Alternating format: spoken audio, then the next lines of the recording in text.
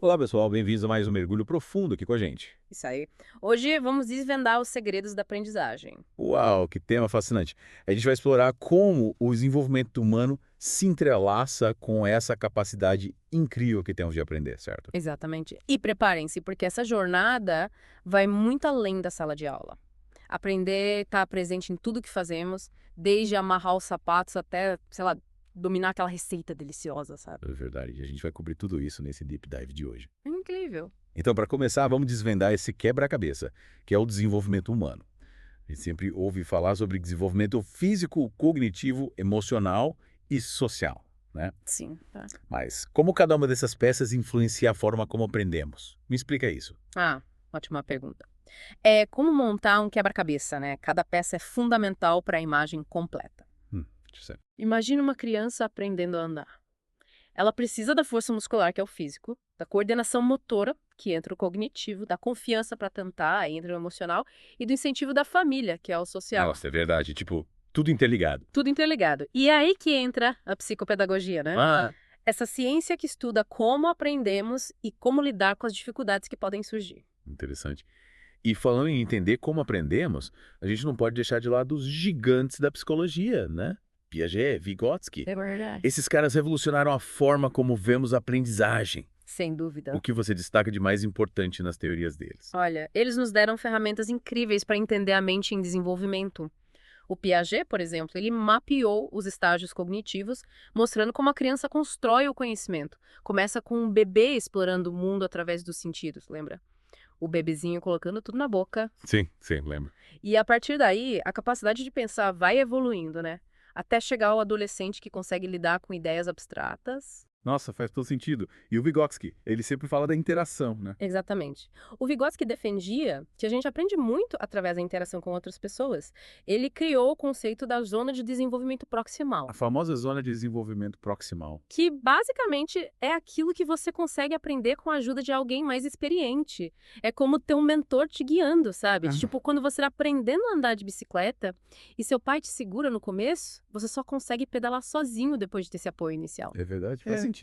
Então, juntando Piaget e Vygotsky, a gente tem a base para entender como a mente da criança se desenvolve e como ela aprende, certo? Isso. Mas e as teorias mais contemporâneas, como a inteligência múltipla de Gardner e a teoria do processamento da informação, elas também impactam a forma como a gente aprende, né? Com certeza. O Gardner nos mostrou que a inteligência não se resume a um único tipo, mas que existem várias, né? A musical, a linguística, a espacial. É, tipo, cada um com o seu talento. Exatamente. É como se cada um tivesse um conjunto único de talentos. Já a teoria do processamento da informação compara nosso cérebro a um computador, Hum. recebendo, processando e armazenando dados. Mas, claro, nosso cérebro é muito mais complexo e cheio de nuances. É, com certeza. E falando em nuances, a gente não pode esquecer das emoções, né? Elas influenciam diretamente a nossa capacidade de aprender. Então, É como se fossem temperos que podem realçar ou estragar o sabor da comida. perfeito. Você se lembra daquela sensação de pânico antes de uma prova importante? Nossa, quem não lembra? O medo e a ansiedade, eles podem bloquear completamente a nossa capacidade de pensar, Sim. mas a alegria de aprender algo novo, a curiosidade, a motivação agem como combustíveis para o aprendizado. É verdade. Lembra da teoria de Erikson sobre as crises psicossociais? Sim. Cada fase da vida nos apresenta desafios emocionais que, se superados, nos fortalecem para as próximas etapas, inclusive no aprendizado. É verdade. Que- E como esquecer a importância do apego, né? O Bowlby mostrou que a relação afetiva que a gente desenvolve com nossos pais ou cuidadores na infância influencia diretamente a nossa segurança emocional e a forma como nos relacionamos com o mundo, inclusive o aprendizado. Sem dúvida. Um ambiente afetivo positivo é essencial para o desenvolvimento saudável da criança e para que ela se sinta segura para explorar, questionar e aprender. Total. Mai, e quando as emoções viram um obstáculo, tipo o medo de errar ou a frustração por não conseguir aprender algo, Aí a gente precisa aprender a lidar com elas. né? Técnicas de relaxamento, apoio familiar, entender que o erro faz parte do processo. É Hum, como aprender a andar de bicicleta. A gente leva alguns tombos no começo, mas com persistência e apoio a gente consegue. boa analogia. Yeah. E por falar em processo de aprendizagem, que tal a gente mergulhar no cérebro agora?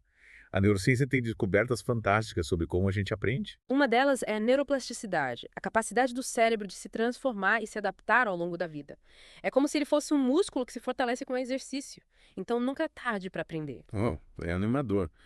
Mas como a gente pode estimular essa plasticidade cerebral e turbinar nosso aprendizado? Olha, existem várias técnicas eficazes, como a repetição espaçada, que ajuda a fixar o conteúdo na memória, as atividades multissensoriais, que engajam vários sentidos, e a aprendizagem ativa, que coloca você no centro do processo, experimentando e interagindo com o conhecimento. Que legal! E para quem enfrenta dificuldade de aprendizagem, como dislexia ou TDAH, a neurociência também tem algo a oferecer. Sim.